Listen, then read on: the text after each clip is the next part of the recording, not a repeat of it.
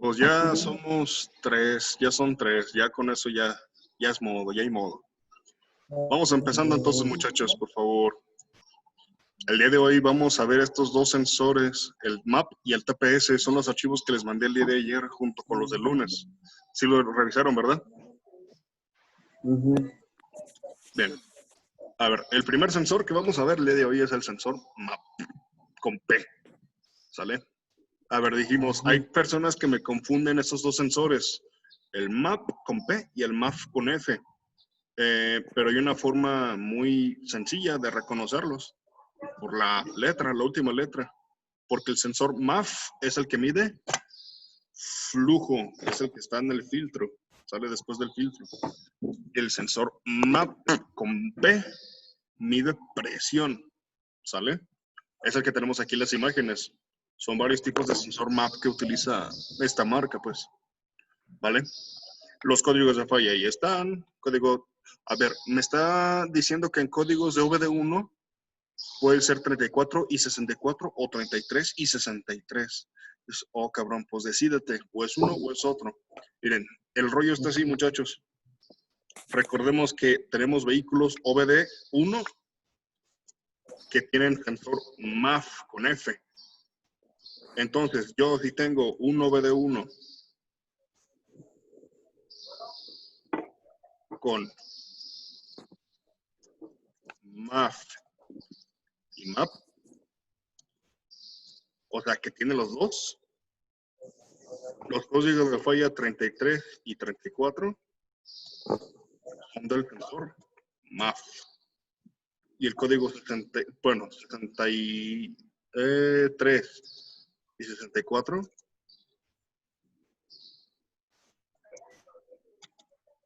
serían del sensor MAP con P. ¿Sale? Esto es en el caso de estos OBD1 que utilizan los dos, MAP y MAF. Pero en el caso de un OBD1 que solo utilice MAP, entonces los códigos de falla del sensor MAP serían 33 y 34. ¿Sale? Bueno, eso, de hecho, creo que en el PDF aquí también les puse una explicación sobre eso. ¿Sale? De cómo me puede dar en OBD1 un código u otro, dependiendo si usa o no usa MAF. Si usa los dos al mismo tiempo o solamente utiliza MAP. ¿Sale? Por lo regular, pues, a partir de la segunda generación, se utiliza solamente el MAP, el de presión, Y en los de primera generación, los que usaban distribuidor, solamente carros son los que usaban MAF. La camioneta siempre han utilizado puro MAP, ¿vale? De OBD1, digo. A ver, MAP. Entonces, ¿qué significa MAP? Dice que la traducción de MAP al español es sensor de presión absoluta del múltiple de admisión. A ver, o sea que este sensor se encarga de medirme la presión de aire que yo tengo dentro del múltiple de admisión. Pero, ¿qué es la presión absoluta? A ver, aquí nos está explicando primeramente qué es la presión atmosférica. Yo creo que la mayoría de nosotros, pues, conocemos lo que es la presión atmosférica, ¿no? Aquí les hice un video en Paint explicando lo que es la presión atmosférica dependiendo de la altura del nivel del mar, ¿sale? O sea que dependiendo de la altura del nivel del mar, entre más alto esté el nivel del mar, a ver, el chiste es que yo estoy más lejos o más cerca del límite de la atmósfera. El límite de la atmósfera, pues yo lo tengo acá arriba. Acá. ¿Saben? Antes de llegar a la estratosfera. De aquí para abajo, todo esto, de aquí abajo, todo esto, tiene aire. O sea, el aire pesa. O sea, no pesa igual que, a lo mejor que la tierra, no pesa igual que el agua, pero el aire pesa. ¿Sale? Entonces, básicamente, entre más abajo estás de este nivel, tienes más aire arriba de ti. Hay más peso arriba de ti, por lo tanto, la presión atmosférica es mayor. ¿Por qué? Por el peso del aire. Y entre más subes, pues hay menos aire arriba de ti. Y eso quiere decir entonces que hay menos peso de aire encima de ti y por lo tanto hay menos presión atmosférica. ¿Sale? Esa es la clave entonces, que la presión atmosférica entre más abajo estoy al nivel del mar, es mayor la presión Por lo tanto, hay más aire, hay más oxígeno. Y entre más alto estoy a nivel del mar, pues hay menos presión, menos aire, menos oxígeno. ¿Sale? Un ejemplo práctico. Eh, por ejemplo, las personas que están achacosas, que son hipertensas o que se les anda cargado la jodida, ¿qué les dice el doctor? ¿A dónde los manda? Vayas al mar, ¿no? ¿Por qué? Por eso, porque hay más aire, hay más oxígeno. Se oxigena más la sangre, el cerebro y se siente más chingón. Y en cambio, entre más alto estás al nivel del mar, por ejemplo, los alpinistas, esos que van a escalar el K2, el Everest, el Cerro del 4 y eso, ocupan su tanque de oxígeno, ¿no? ¿Por qué? Porque entre más alto estás, pues, hay más carencia de oxígeno y hasta se pueden morir los pobres mensos, ¿sale? Entonces, es eso, muchachos. A mi vehículo le importa también la presión atmosférica, por eso. Le importa la altura del nivel del mar por la presión atmosférica, por eso, por la cantidad de oxígeno. Porque dijimos, a ver, entre más bajo, ahí estás al nivel del mar, hay más presión. Y como hay más presión, entonces también podemos intuir que tenemos más oxígeno. ¿Vale? Y entre más alto estamos al nivel del mar, quiere decir entonces que tenemos menos presión y por lo tanto tengo menos oxígeno. Entonces, ¿esto para qué le importa al sistema? Pues para el control de gasolina, para el control de la inyección. Y recordemos que pues el avance de la chispa también va de manita con la inyección. ¿Sale? Entonces, acá el nivel del mar, que es más bajo, el nivel, pues eso, a la altura, tengo más oxígeno. Y si tengo más oxígeno, ¿qué ocupa? ¿Necesita inyectar más o inyectar menos? Necesita inyectar más combustible, más hidrocarburos. ¿Vale? Recordemos que la mezcla estequiométrica dice que ambos deben estar nivelados. Sube el nivel de aire, sube el nivel de gasolina. Baja el nivel de aire, baja el nivel de gasolina. Porque si sube el otro y no sube el otro, bueno, si sube uno y no sube el otro, perdón, yo tengo ahí una falla de mezcla. Mezcla rica o mezcla pobre. Si tengo mucho oxígeno y poca gasolina, es mezcla pobre. Si es mucha gasolina en comparación con el oxígeno, es mezcla rica. ¿Sale? Entonces, para evitar ese tipo de fallas, para evitar que falle mi vehículo y mi motor, pues deben estar siempre nivelados. ¿Sale? Por lo tanto, entonces, entre más suba, hay menos oxígeno, menos presión, menos oxígeno, entonces va a inyectar menos hidrocarburos, menos gasolina. ¿Vale? El avance de la chispa, dijimos, el avance de la chispa también depende pues, de la cantidad de mezcla que le está entrando al motor. ¿En dónde le va a entrar más mezcla entonces al motor? ¿En el mar o más alto, aquí en Guadalajara?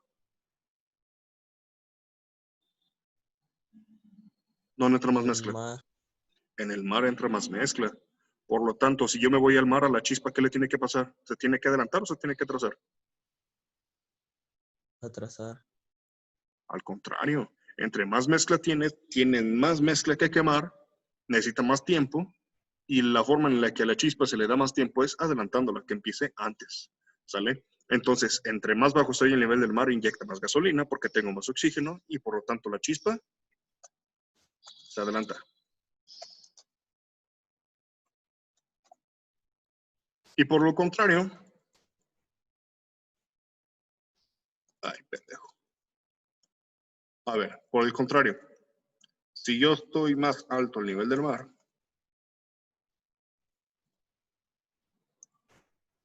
tengo menos aire, bueno, va a inyectar menos gasolina, por lo tanto la chispa se atrasa. Antes, cuando eran sistemas asegurados y de distribuidor, pues tenía que llegar a un taller o si yo tenía una pistola necesitaba yo modificar el avance de la chispa, modificar manualmente el avance de la chispa, moviendo el distribuidor manualmente. Pues ahora no, ahora se hace automáticamente con el sistema de encendido electrónico, ¿sale? Y por eso también importa tanto este sensor, para medir la altura al nivel del mar, bueno, perdón, más bien para medir la presión atmosférica. Pero ojo, a ver, este sensor dijimos no lee presión atmosférica. Lo que lee es la presión absoluta.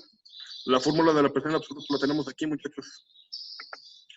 La presión absoluta es igual a presión atmosférica menos el vacío del motor, ¿sale?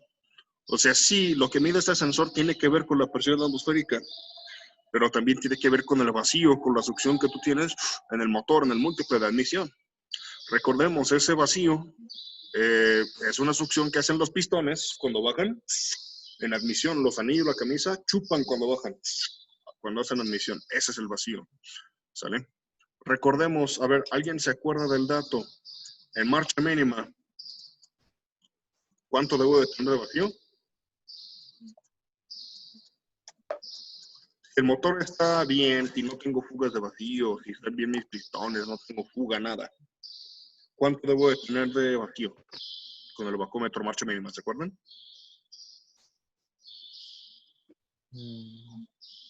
No me acuerdo si lo vieron con el cráneo o lo vieron en la afinación. Y si pasaron por otras marcas, pues de seguro también ya lo vieron. Bueno, no pasa nada. Recordemos que en marcha mínima un motor mínimo debe de tener de 14 a 17 pulgadas de mercurio, de vacío. Hay que tener en cuenta que el vacío es una presión negativa, o sea, que no va hacia afuera, va hacia adentro. Es una succión, por eso se lo restas, porque es negativa, va para adentro, es un chupete. Y la presión atmosférica es positiva, o sea, se expande. ¿Sale? Entonces la presión absoluta es presión atmosférica menos vacío de motor. ¿Sale? Entonces, a ver, aquí tenemos ejemplos. Entonces, teniendo en cuenta que esa es mi vacío en marcha mínima, y yo aquí les puse los rangos de presión atmosférica en 3 partes diferentes. En el mar, o sea, en cualquier ciudad del mundo y de México y de cualquier parte que esté en el nivel del mar, siempre va a tener 30 pulgadas de mercurio de presión atmosférica, ¿sale? O sea, no importa la altura, no, perdón, no, más bien no importa el lugar, porque siempre que está en el mar es igual, ¿sale? Eso es universal. Y es la mayor presión atmosférica que vas a tener en el planeta. Atmosférica, sí, 30 pulgadas de mercurio, ¿sale? Bien. En Guadalajara dice que estamos a 1500 metros sobre el nivel del mar y nuestra presión atmosférica en promedio es de 25 pulgadas de mercurio. Y con la Chilanga Banda, que están alrededor de 2200 metros sobre el nivel del mar, pues tienen menos presión, tienen 23 pulgadas de mercurio. ¿Vale? Entonces aquí tenemos el ejemplo del mar. Aquí les puse el ejemplo ya hecho. Al nivel del mar entonces dice que tengo 30 pulgadas de mercurio de presión atmosférica. Esa es la presión atmosférica al nivel del mar. ¿Sale? Y dice que mi motor, pues yo le voy a restar el vacío que tenga mi motor, ¿no? Pues aquí yo les puse el ejemplo. Mi motor, si tiene 15 pulgadas de mercurio, entonces, ¿qué voy a hacer? Pues yo ya tengo 30 y le voy a restar el vacío, o sea, en este caso le voy a restar 15. Por lo tanto, la presión absoluta es 30 menos 15, ¿cuánto te queda? 15. Entonces, con ese vacío en mi motor, al nivel del mar, mi motor va a tener 15 pulgadas de mercurio de presión absoluta. O sea, presión positiva dentro del múltiple de emisión.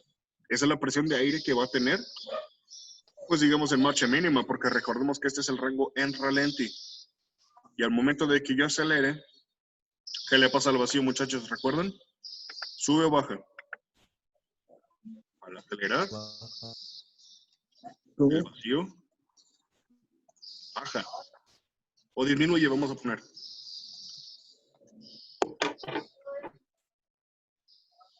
A ver, vamos haciendo cuentas, muchachos. Entonces, aquí tengo el ejemplo en el caso de que mi motor tuviera 15 pulgadas de mercurio. ¿Sale? Pero recordemos que mi rango estándar debe de ser entre 14 y 17. A ver, entonces vamos restándole el máximo. Vamos restándole 17. Entonces, en dado caso, entonces, que en vez de tener 15 pulgadas de mercurio de vacío, yo digo que tengo, a ver, vamos a borrarle aquí. En vez de 15 pulgadas de mercurio, vamos a poner que tengo 17. 17 pulgadas de mercurio de vacío.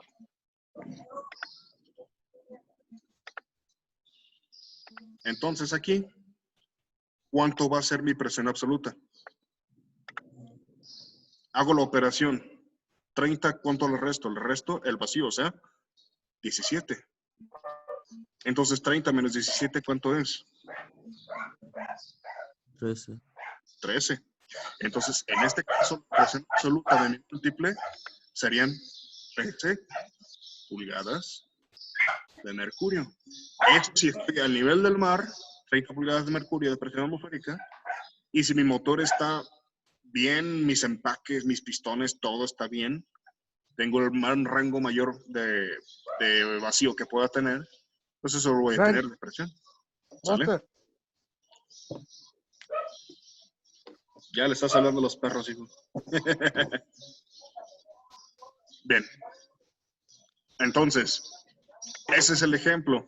Y si tuviera 14 pulgadas de mercurio, pues aplico el mismo ejemplo. En vez de 15, en vez de 17, le resto 14. 30 menos 14 son 16. ¿Sale?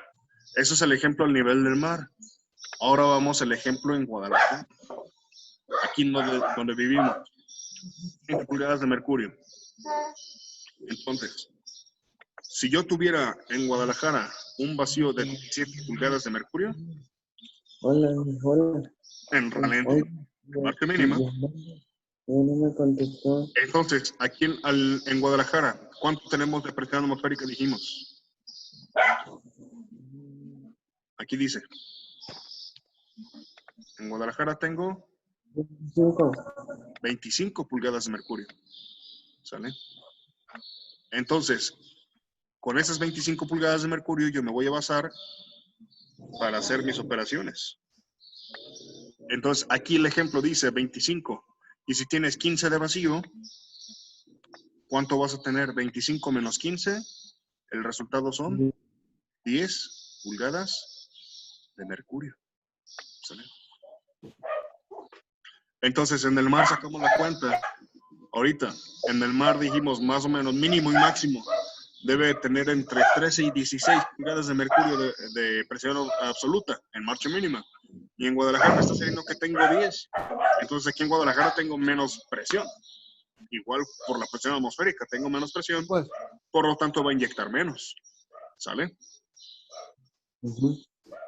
Entonces, en vez de 15 que tuviera 17, entonces 25 menos 17, ¿cuánto sería? No, te andas portando mal.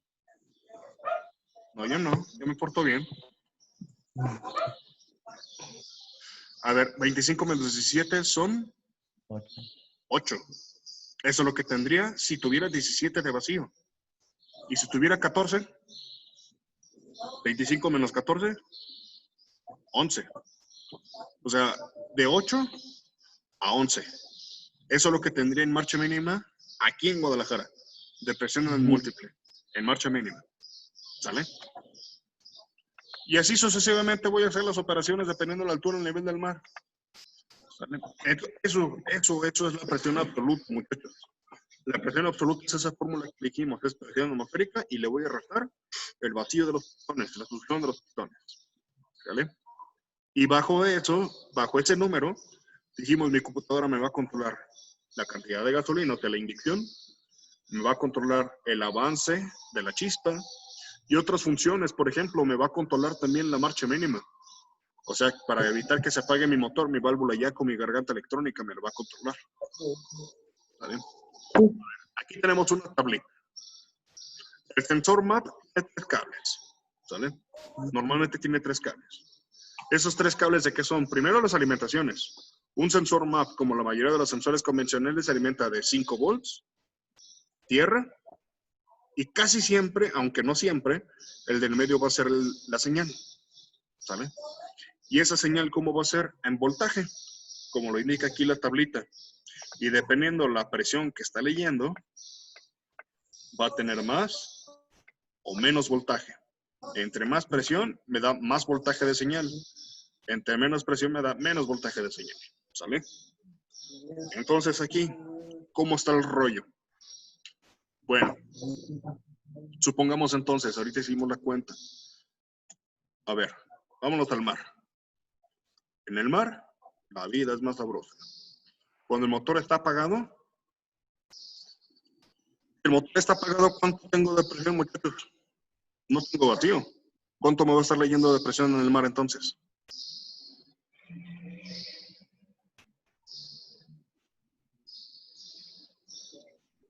¿Cuánto es la presión atmosférica al nivel del mar dijimos?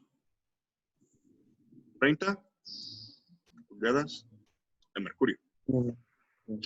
Entonces, según esta tablita, ¿cuánto debería de tener de señal de voltaje con esa presión a nivel del mar?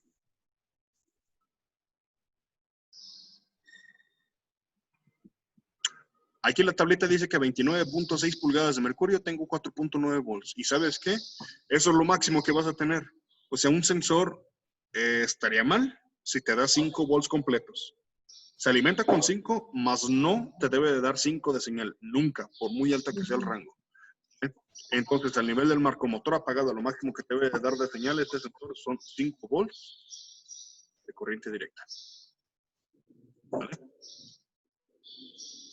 Y ahora, si estoy en marcha mínima, pero ojo, la marcha mínima varía el vacío, dijimos. No siempre es lo mismo. Vamos a poner el máximo de vacío. En ralentí tengo 17 pulgadas de mercurio.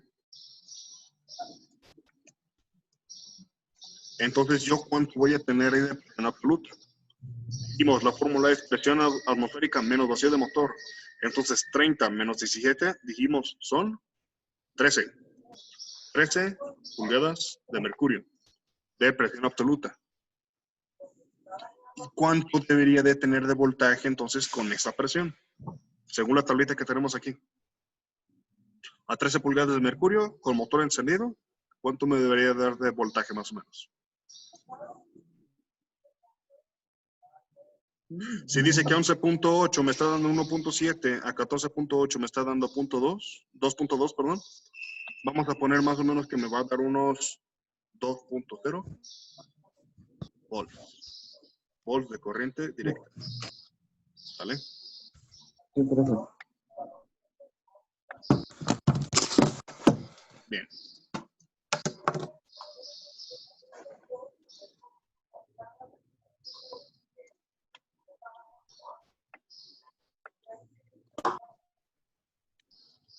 Entonces ahora vamos a decir, si en marcha mínima,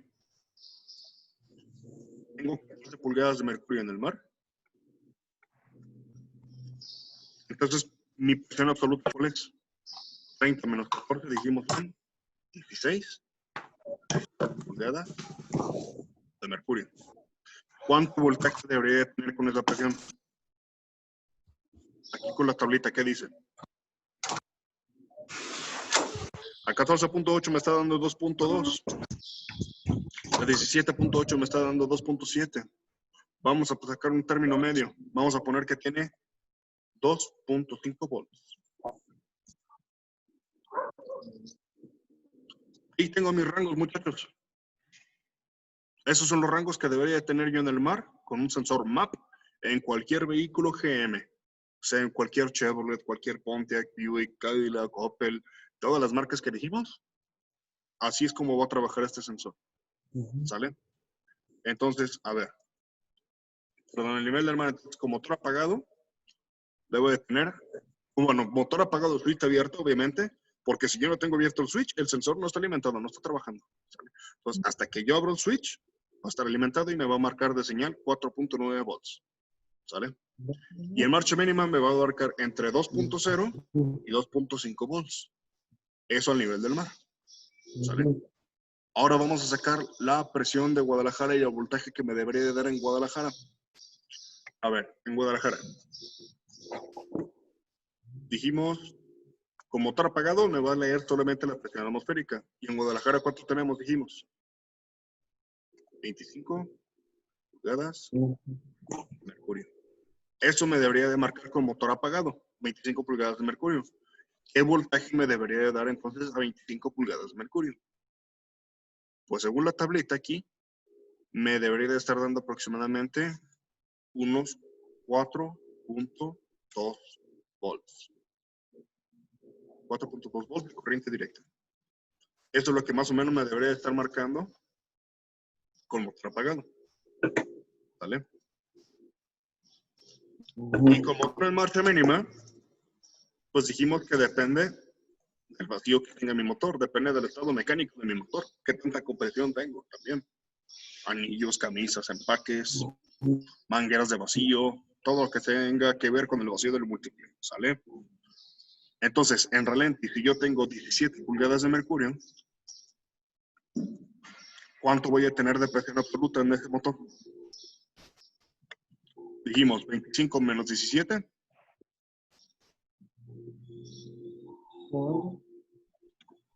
8. 8 pulgadas de mercurio.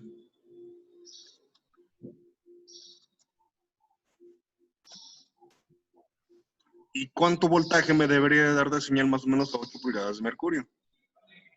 Pues me debería estar dando aproximadamente unos 0.9 volts de corriente directa. Esto con motor apagado en marcha mínima aquí en Guadalajara con esta presión. ¿Sale? Vamos a ponerlo acá. Ahora, ¿cuánto me debería dar en Guadalajara? Yo tengo 14 pulgadas de mercurio de vacío. ¿Se da cuenta? Entonces, 25 menos 14. 11. A 11 pulgadas de mercurio, entonces, ¿cuánto voltaje me debería estar dando? Supuestamente me debería estar dando alrededor de unos 1.3 volts de corriente directa. Vale, muchachos, entonces aquí tengo la clave. Aquí están los rangos. ¿Qué prueba le voy a hacer a este sensor para saber si está bueno con multímetro? Ah, pues esto. Si estás en la playa, con motor apagado y switch abierto, te debe estar marcando más o menos 4.9 volts. Y con motor prendido, ¿cuánto te debe marcar? Pues el rango de tolerancia dice que debe de ser de 2.5 a 2.0 volts de corriente directa. ¿Sale? En Guadalajara, switch abierto, motor apagado, más o menos te debe dar 4.2 volts. Switch abierto, motor apagado. Y con motor prendido, en buen estado este sensor, entonces dijimos que debe marcar más o menos de 0.9 a 1.3 volts. ¿Sabes? Ahí está resumido, muchachos. Ahí está resumido cuáles son las pruebas que les puedo hacer. ¿Sale? Si no quieren hacer tanta matemática, hagan este apunte.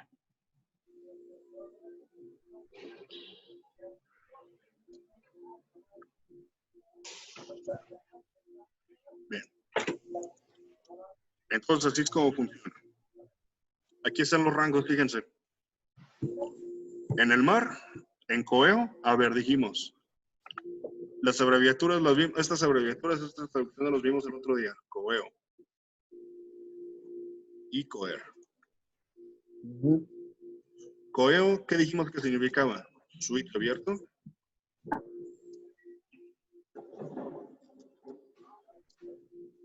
Y el motor apagado.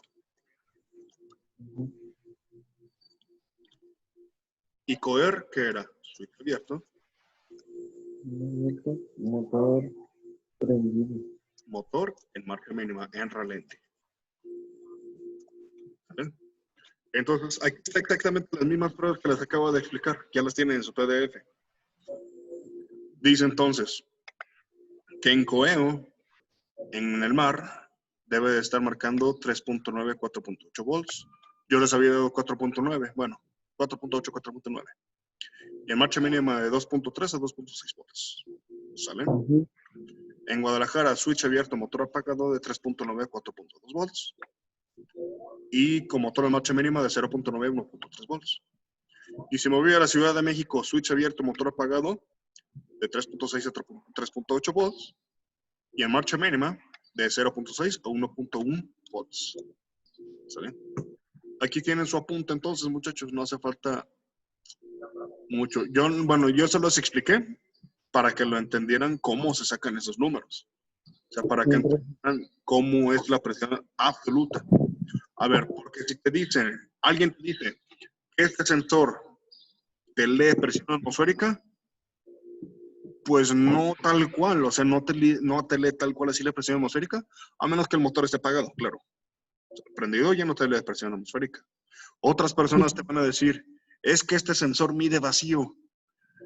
Pues tampoco, porque no te mide vacío como tal. Este sensor te está midiendo la presión absoluta, que es presión atmosférica menos el vacío. ¿Vale? Bien. Aquí arriba de la tablita también les puse las equivalencias, muchachos, porque en el escáner no siempre me va a marcar en pulgadas de mercurio la presión. A veces me va a marcar en kilopascales o a lo mejor me va a marcar en PSI. ¿Sale? Entonces, por ejemplo, a ver, en kilopascales, dijimos, en el mar yo tengo 30 pulgadas de mercurio de presión atmosférica. Pero ¿cuánto equivale en kilopascales? Hay que hacer la cuenta. A ver, aquí tengo calculadora yo.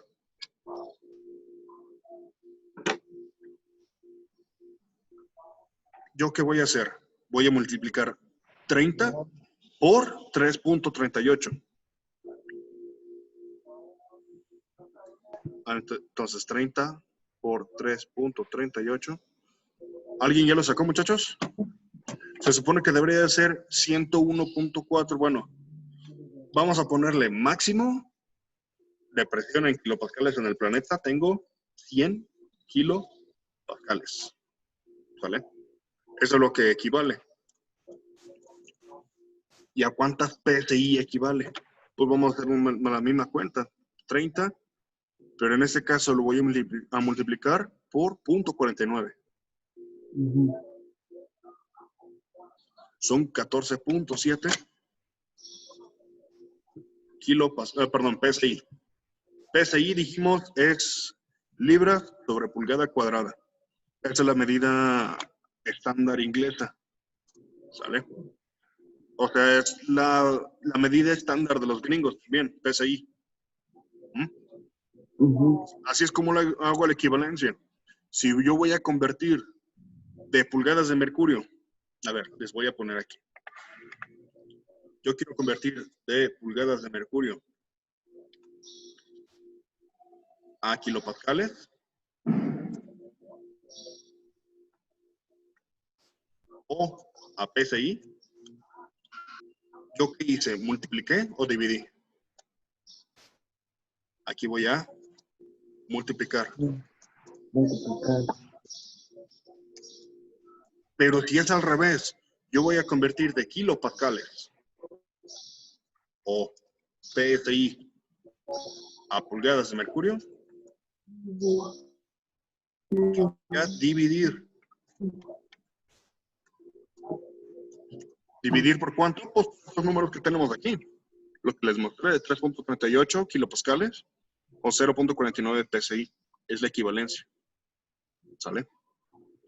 Bueno, ahí está la información, muchachos. Yo se las regalo.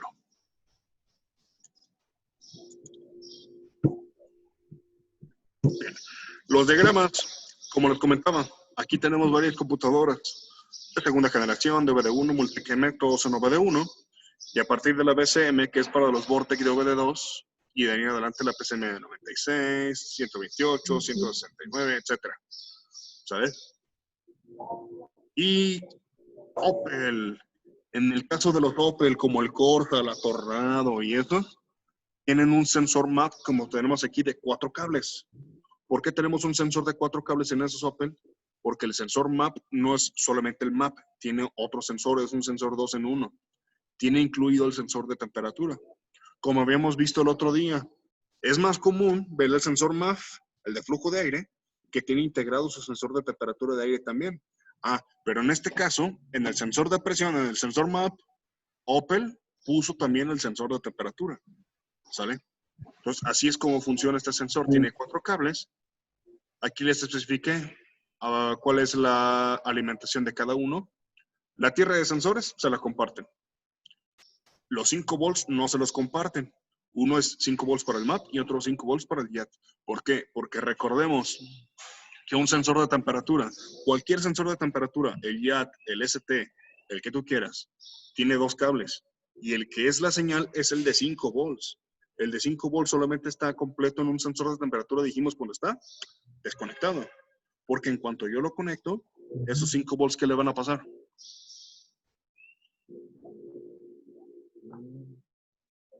No me metes, ¿no? Van a caer. No me metes, ¿no? En cuanto yo conecto un sensor de temperatura, sus 5 volts ya no son 5. Van a caer. ¿Y de cuánto van a caer? Pues depende de la temperatura. Por eso les pasé también una tablita, ¿se acuerdan? Bien. Las fallas del sensor. A ver, el otro día que vimos el sensor de temperatura dijimos, las fallas no eran muy guau, muy grandes. Pero los sensores MAF, TPS y demás, sí te dan unas fallas medio canijas. O sea, básicamente son las mismas fallas. O sea, si tengo el código de falla por circuito abierto, o en el 1BD2 tengo el P0106, porque está desconectado. Dijimos, siempre que un sensor está desconectado, el sistema trata de compensarlo. ¿Cómo? Si no tiene la información. Pues trata de compensar con más gasolina. De que te falte, que te sobre, mejor que te sobre. Así no te falla en tu motor. Si te faltara, pues a lo mejor te falla el motor. A lo mejor se te apaga, tiene falta de potencia. Y si te sobra, pues no te falla el motor, posiblemente, pero sí te va a gastar un chingo de gasolina. Entonces yo, cualquier sensor que tenga desconectado o me dé código de falla de circuito desconectado, es eso. El sistema trata como de respaldarlo. ¿Sale? Bien, a ver, antes de que se corte, muchachos, vamos a mocharle. Vamos a empezar otra vez, ¿sale? Ahorita les voy a mandar otra invitación en el WhatsApp. Por favor, muchachos.